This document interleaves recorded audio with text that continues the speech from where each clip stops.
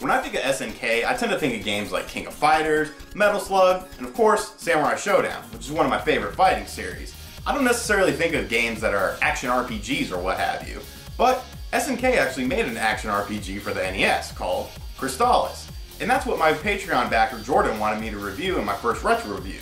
Thank you for not giving me a really shitty game. That's kind of what I was expecting from you guys. If you want more details on how to do that, how to make me play a game and review it, check out the description box below and I'll give you a link to my Patreon. Anyways, Jordan was actually kind enough to pick this game up for me because I didn't have it in my collection, so thank you so much for that, Jordan. But, you know, if the game sucks, I'll probably throw it at you and hit you in the head. So, what's the deal with it? Is it any good? Is it a memorable action RPG? Or is there a reason I didn't have it in my collection? Let's find out. Released in North America in July of 1990, Crystalis is an action RPG game that has a lot going for it. One of those things is a pretty deep story.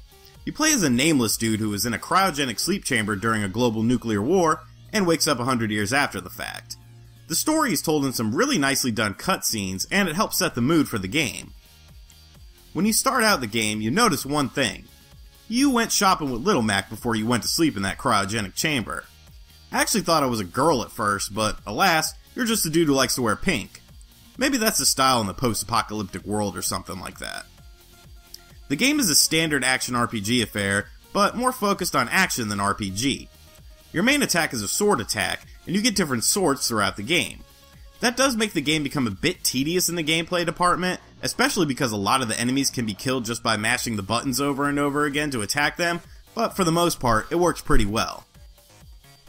The puzzles in the game are a bit hit or miss as well, because they're so cryptic at times. I call this a Nintendo Power game because if you didn't have the mag back in the 90s, you probably would not have gotten past the first puzzle in the game since things have to be done in a specific order. It's not a huge deal or anything, and eventually you learn how to play the game and how it works, but it can be frustrating.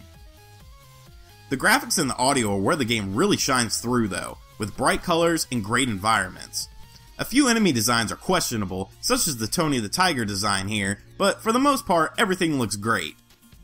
Audio-wise, the game has a killer soundtrack, and all the standard sound effects sound pretty good. It has a pretty decent length to the overall game too, and the save system works well enough with autosaves that start you from the last point of exit in the map. So just how much did I like Crystalis? Well, let's go to my final verdict.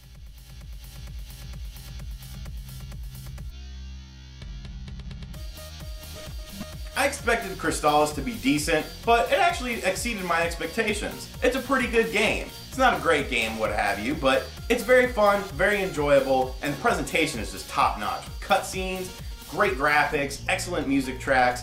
Yeah, the gameplay is a little repetitive, but a lot of 8-bit games are like that. So I'd like to thank Jordan for, introducing me to Crystalis because it was a game that I never played as a youth, but I'm definitely enjoying it as an adult, and it's a very solid game that should be in every NES collector's collection. And it's pretty cheap too, so, be on the lookout for Crystalis.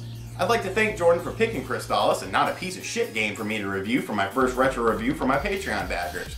If you want to be one of my Patreon backers and, I guess pick a shitty game for me to play, check out the description box where I have a link to the page below. Well, I'll see you guys next time on my retro reviews. Later.